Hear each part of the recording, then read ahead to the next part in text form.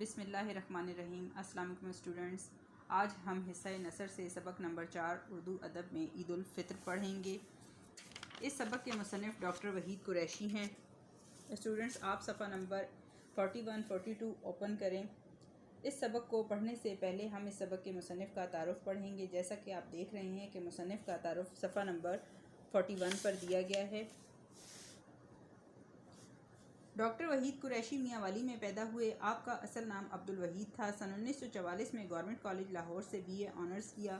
1946 میں oriental college Lahore سے MA فارسی کیا۔ پنجاب یونیورسٹی سے MA تاریخ، PhD اور D.Litt اردو کی ڈگریاں حاصل کی۔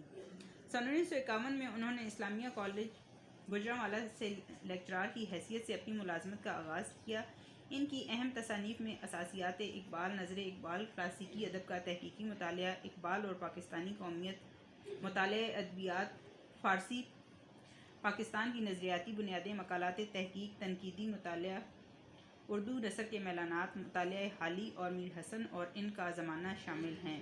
اسٹوڈنٹس، یہ تو تھا اس سبق کے مصنف کا تعارف۔ آپ نے مصنف کے تعارف کو غور سے پڑھنا ہے اور ذہن نشین کرنا ہے۔ اب میں آپ کو اس سبق کا خلاصہ بتاؤں گی جس کی مدد سے آپ اس سبق کو آسانی سے سمجھ سکیں گے۔ آپ نے اس سبق کو غور سے پڑھنا ہے اور سمجھنا ہے۔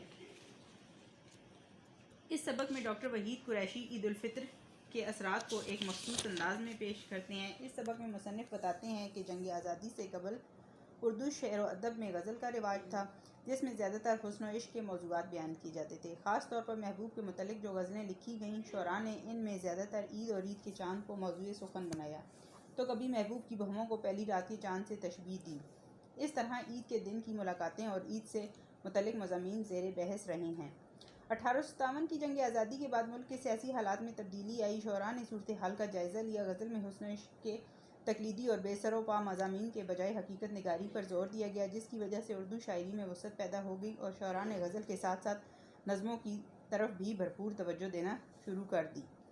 اس سبق میں مصنف یہ بھی بتاتے ہیں کہ 1857 کی جنگ آزادی کے بعد اردو شاعری میں ایک اہم تبدیلی یہ رونما ہوئی کہ اسے قومی و ملی جذبات و احساسات کی نمائندگی کا ذریعہ بنایا گیا۔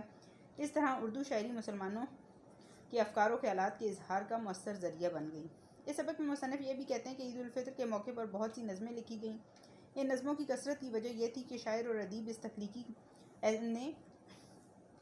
اپنی تخلیقی قوتوں کو کام میں لائے اور عید کے موضوع پر اس طرح طبع آزمائی کی کہ یہ موضوع وسیع ہو کر کئی ادبی سمتوں میں پھیل گیا۔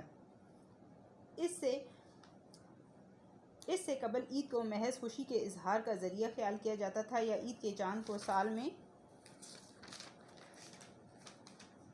ایک بار جلوہ دکھا کر غائب ہو جانے تک محدود کر دیا تھا، مگر وقت گزرنے کے ساتھ ساتھ عید کے موضوع میں وسعت پیدا ہوئی اور موجودہ دور میں اسے مسلمانوں کے طرز معاشرت، تہذیب و تمدن اور زندگی گزارنے کے اصولوں اور نظریات سے ہمکنار کر دیا۔ عید کے بہت سے موضوعات ہیں، مثلاً مسلمان فیشن کی دلدادہ خاتون کی ڈائری، رسول پاک صلی اللہ علیہ وسلم کی عید، ترکن ماما کی عید، عید اور قرض، عیدی گھر کی مالکہ کی عید، رمضان اور خیرات یتیموں کی عید تک عید الفطر میں ہمیں درمیانے طبقے اور غریب طبقے کے مسائل اور حالات سے جڑی نظر آتی ہے۔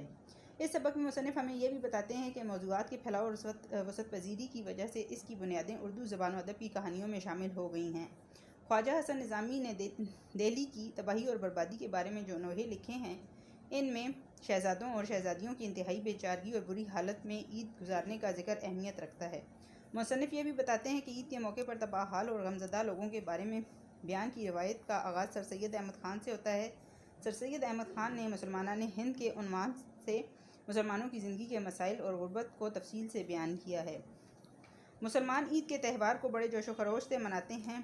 یہ تہوار اسلامی اقدار و روایت کی عکاسی کرتا ہے، اس لیے ہمارے اردو کے شعراء نے اس تہوار کو صرف منظر کشی تک ہی محدود نہیں رکھا بلکہ ہماری مذہبی اقدار و روایات اور داخلی رویوں کے ساتھ ملا دیا ہے۔ مصنف بتاتے ہیں کہ عید کی شاعری ہماری شعری روایات کا بہت اہم اور ناقابل فراموش حصہ ہے۔ اسٹوڈنٹس، یہ تو تھا اس سبق کا خلاصہ۔